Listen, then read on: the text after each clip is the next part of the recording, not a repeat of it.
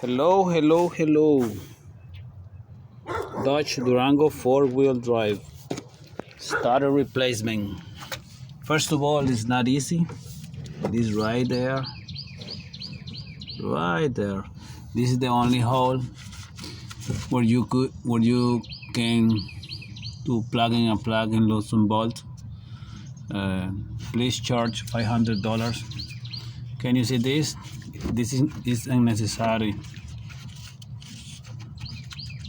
It has a very bad design. If you want to remove it, please lift this part. That way you will have more space. The starter for all-wheel drive, you have to pull it out over here. You just gotta remove the AC compressor. Please don't unplug the AC lines. It's not needed. This connector has a very bad design. It is this way, it goes this way, it has to be this way, that way it's easy to unplug. Please charge $500. It will take you between 3 and 4 hours. If we go to the bottom, there is no space. It has two bolts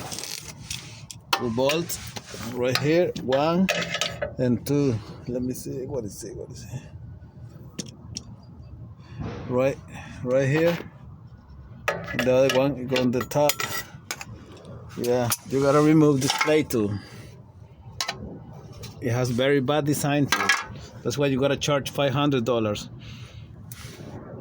Thanks, engineer. Keep helping us. I just want to make sure my dear friend mechanics take the advantage for your mistake, your very bad design. We don't have to be poor. We don't have to be baby criers about it. We just gotta charge it high, and that's it. Good luck, mechanics.